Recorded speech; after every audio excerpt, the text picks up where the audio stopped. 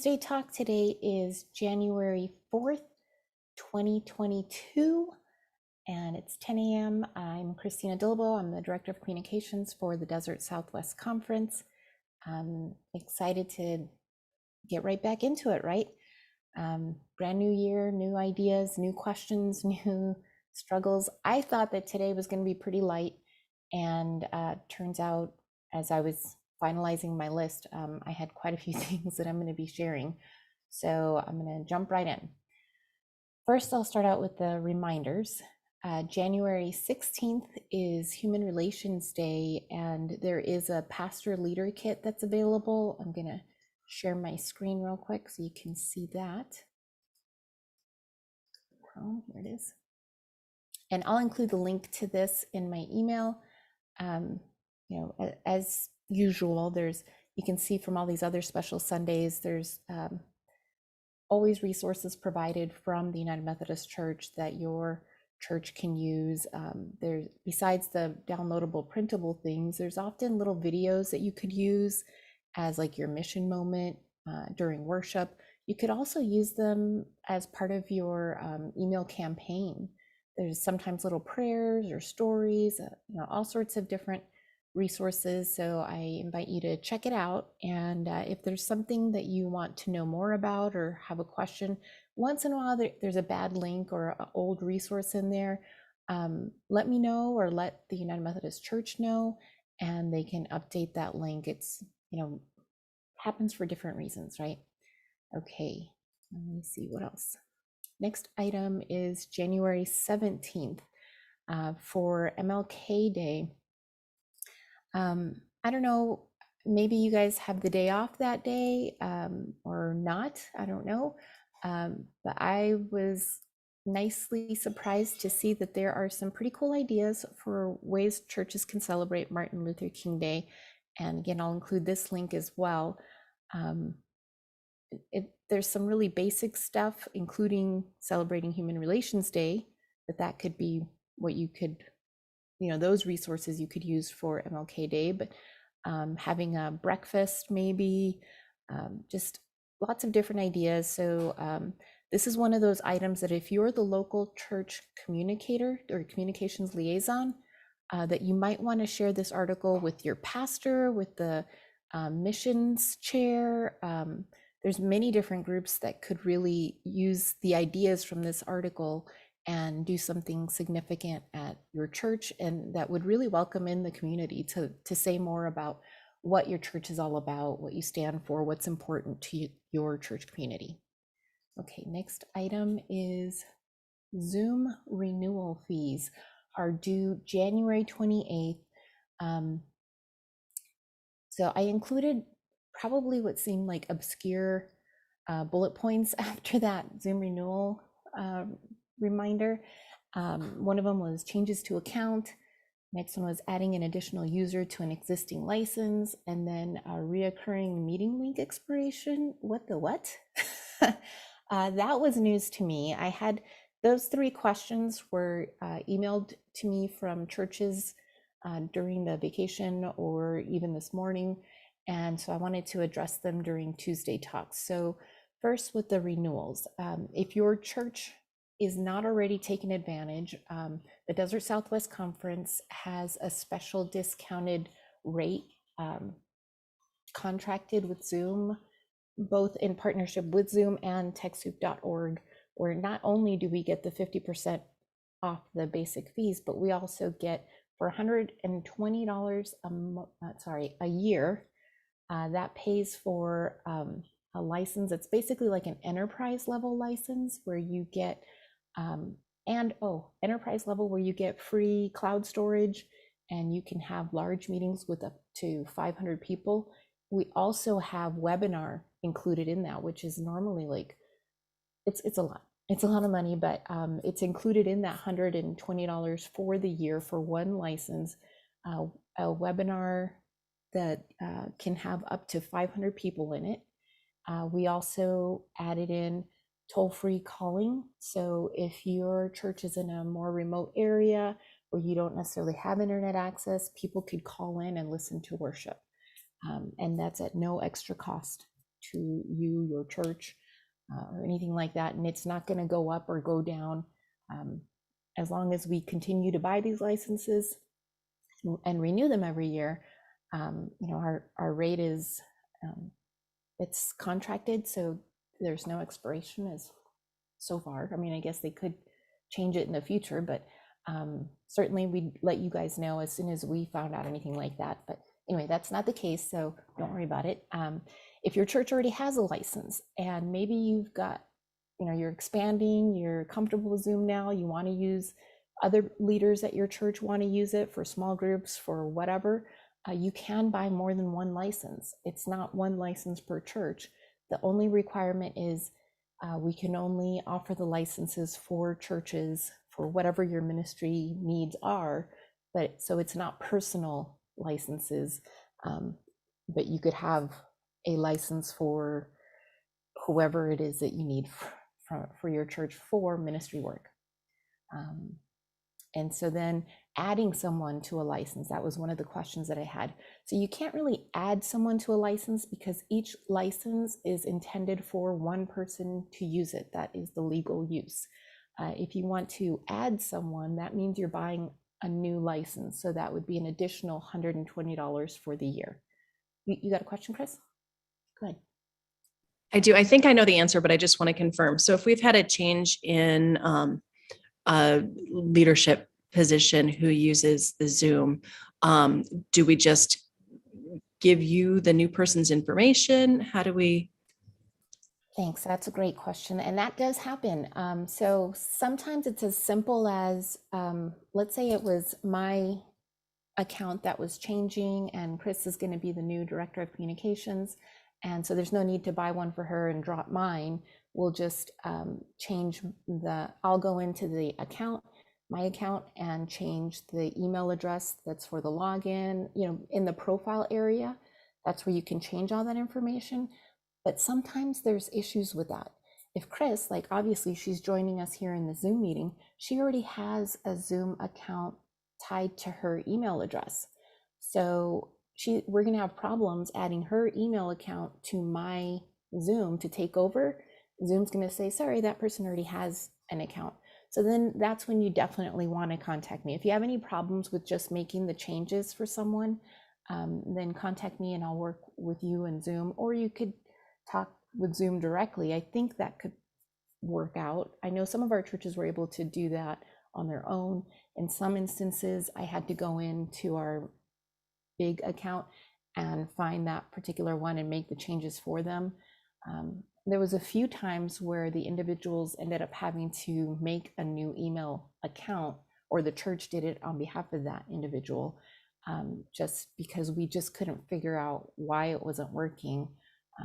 So it's not a one answer fits for everyone, but try it. And if you can't fix it or change it, then contact me and we'll work it out. Yeah. So would it be better to set up Zoom accounts under like generic addresses like SPRC at, so that way whoever the chair is can. Yeah. And then you just have to change the password, which is no problem at all. Yeah. Great suggestion. Thank you. Go ahead, Mike. How do we know whether or not we're getting a license that's being purchased by the conference? Okay, well, I am going to be sending out to all of the email addresses that we have in our account. I'm going to be sending out an email reminder that, renewal fees are due. You could just send me an email and I could look it up. The problem is that it's not always super clear on my end which accounts are for which church. So if you're calling me for Red Mountain UMC, it might be that the leadership at Red Mountain is using individual email accounts instead of like SPRC at redmountainumc.org. It might be cdillabo@gmail or something like that. So I can't tell who is this for. So that's the tough one, but I try to look up those individual email addresses in our database to see, okay, oh, Christina Dillabo's the SPRC at Scottsdale UMC. So, okay, this is a Scottsdale UMC account. I'll try to do that and get the information that way. Yeah, So- we have, the church has an email account, and so I will that's the account that we're using for Zoom. So I'll just send you that email address and you can see. Yeah, Yeah, perfect. it's just pretty straightforward. Okay, perfect. Okay, let's see. Any other questions about the Zoom? Oh, wait, there was more stuff. So the changes to the account, yeah, that's talked about that. Adding an additional user to a license, can't do it. You'd have to buy another license. And the last one, reoccurring meeting link expiration. I'm going to send you guys the link to the Zoom support page that talks about it. There's a lot of details in there. I was just surprised. One of the emails that I got said, I used to be able to change a reoccurring meeting or set up a reoccurring meeting in Zoom to be from a certain date range or only on this day, something along those lines. And I didn't know anything about that. So I checked mine because I use a reoccurring meeting link for Tuesday Talks.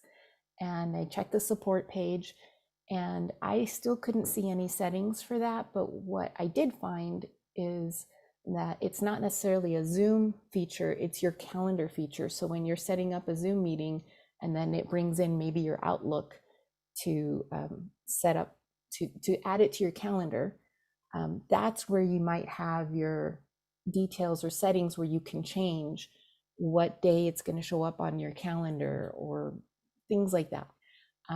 What I found interesting is at the very top of that support page, it said that there's from the start date of when you create or first use your reoccurring meeting, it can expire in 365 days.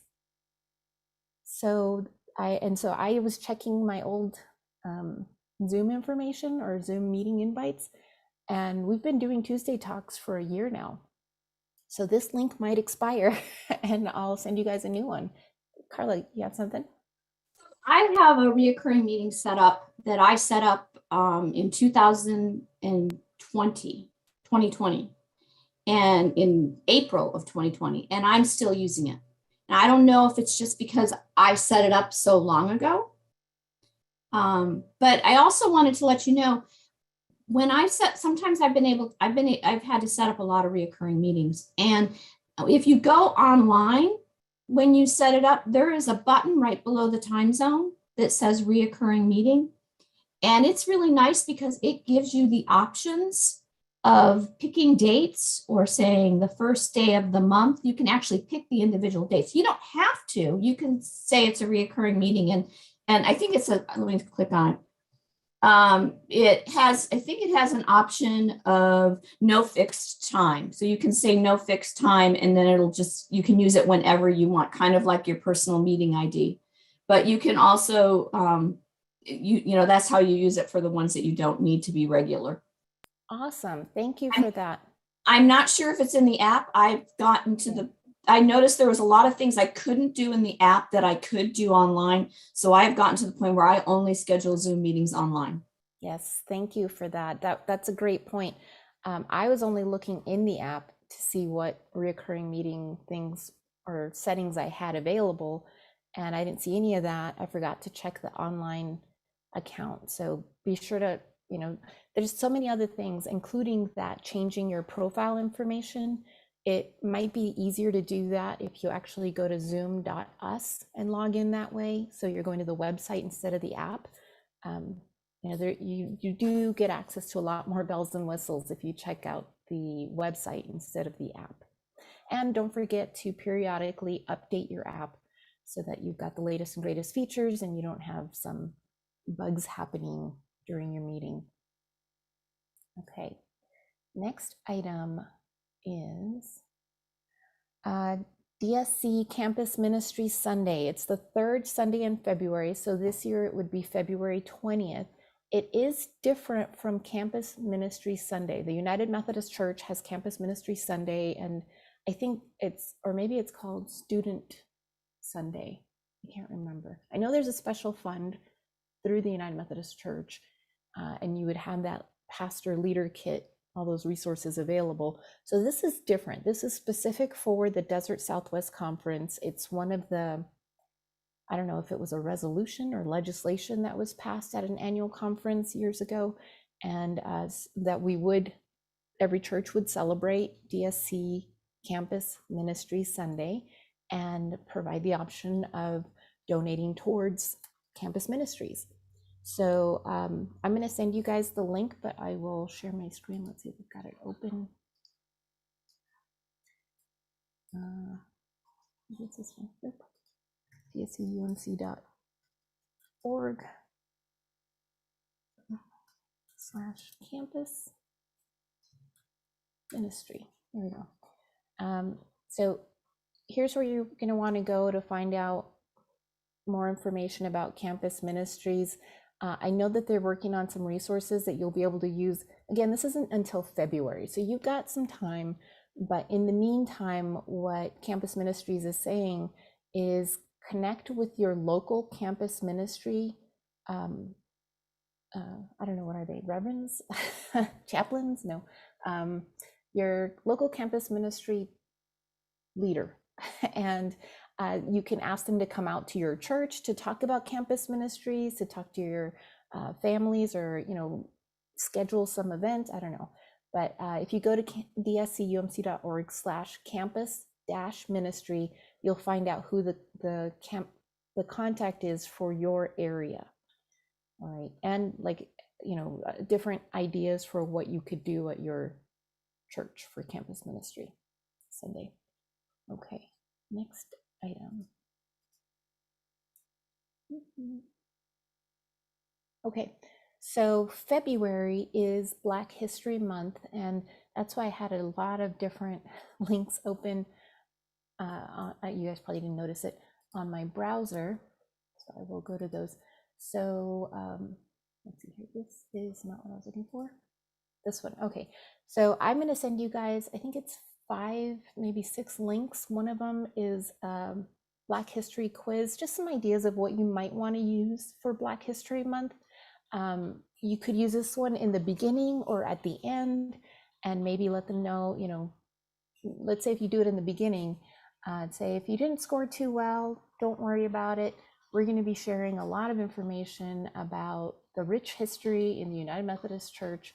And so that's what these other items are. It's part 1 and part 2 about pioneers in Methodism. It's kind of a women's history, but Black women's history in Methodism.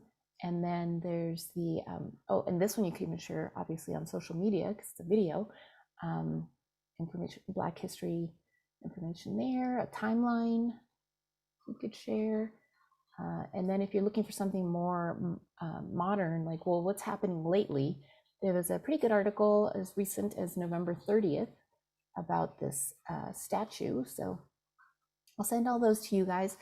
And if sharing the history like that isn't necessarily your deal at your church, maybe you guys prefer to honor the history, but let's do something now to change the future. Then I will also send you guys the links to Religion and Races. It's a library of resources, so you can see all sorts of different things that you could download and make your own plans of what you're going to do. Here's the Human Relations Day Pastor Leader Kit. I think I mentioned this one early on. And then there's these resources as well from United Methodist Communications on this is the campaign they had last year, but you might want to use some of their graphics or information for this year's stuff. I think that was it. Oh, this is an extra. This is not about Black History Month, but I was thinking about, so what are some of the things you guys might need for this year's newsletter, social media, whatever? How awesome would it be to grab some ideas from the 2021 year in photos from United Methodist News? Or, you know, just scroll through it, see what calls to you, what might be significant to your community, and save that image and make yourself a note in your calendar. Oh, I've got a great image for maybe the youth ministry outing that's coming up. It's an actual United Methodist photo that your church can use for free in all sorts of different sizes. You can get it blown up as a huge banner or just create a social media thing, and it doesn't cost anything. I'll send you guys a link to the digital assets library from the United Methodist Church, where this is their year in review, but in that digital library, you can look up anyone, any place, any event, and you'll be able to find a photo of United Methodist stuff. Okay, stop sharing that one. Next item. Okay, so there's a communication survey that I had sent out in November to all of our churches, all of our pastors, all sorts of different groups. And so I just wanted to remind you guys that that survey is going to be closing very soon here. I want to say it was January 9th, but maybe not. So I will include that date in my follow-up email so you know for sure. If you haven't shared it already in your community, be sure to do that as soon as possible, because the deadline, that survey is going to close soon. And if your church wants to get a copy of your church's results, send me an email. I will gladly send that to you as soon as it closes. Okay. Then about using the dscumc.net account, this is just kind of a reminder that all of our pastors, our clergy have a free email account provided from the Desert Southwest Conference. It's their first name and last name at dscumc.net. And it looks like not everybody is using that account yet. I can't see anything about what's coming in, what's coming out. I can only see when's the last time they accessed it. And I can only see for like over the past 30 days. So they might be using it, but they're not maybe checking it all the time, whatever. So if y'all don't mind, check in with your pastor to see if they're able to use their dscumc.net account. If they want help with how to add it to their phone, how to add it as a desktop icon on their computer, any of those things, I can help them with that. So can GCFA. That's our help desk. And so pastors that are having a problem can either contact me or GCFA, and they'll get one-on-one support for their specific devices, and we won't be done until they can successfully log in and check their email. It's really important to get this squared away now, because information for annual conference is going to be sent to that email address. They'll need access to it for like their voting credentials for annual conference. And so since we're on the annual conference subject, next friendly reminder is a deadline for annual conference petitions rule changes. That's February 28th. Plenty of time. If there's something that you want to get together with someone to, let's write a petition for a rule change. You've got plenty of time to do that and turn it in. Let's see, so the last items, oh yeah, this one was pretty cool. I don't know if you guys got a chance to check it out. I'm gonna share my screen one last time. That I didn't know that Disciple Ministries, maybe they always did, or maybe this is a new thing, but they have worship or sermon series that are available to download. I tried it. It's no big deal. In fact, I think I have it open in one of these. There it is. This is what it looks like. I clicked on download. I just had to enter my name, my email address, what my position is at my church, and I was able to download it. And it's 30 pages. It's pretty cool, and you'd be able to use it. And they don't just have this series. They've got multiple series. This one is the Love Never Ends worship series. So FYI, I thought that might be helpful. So I'm going to include that link. Or I don't know if I already did, but I'm going to include it in the follow-up email. So if I didn't before, you will get it now. And that's it.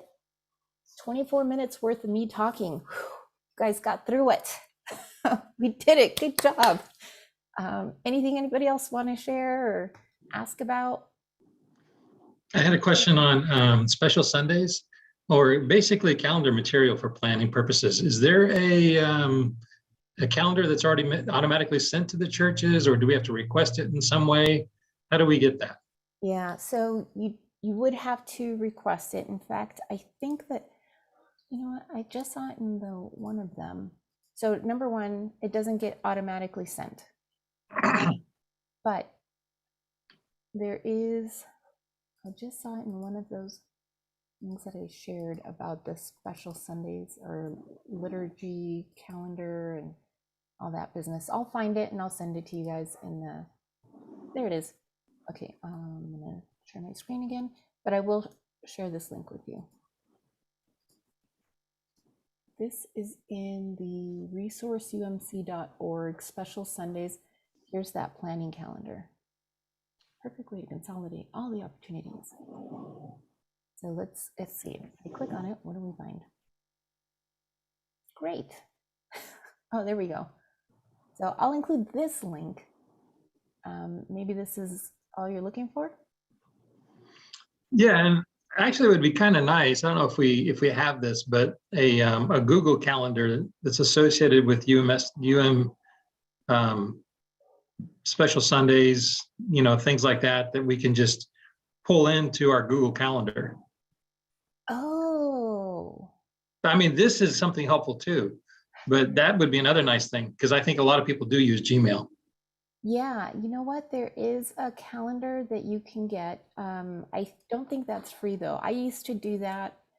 No, it wasn't free. You could either buy like a paper calendar, wireframe one, or you could get the downloadable, I think it's an ICS file that imports all those dates into your whatever calendar you use. I don't know if that works with Google calendars or just with like apps.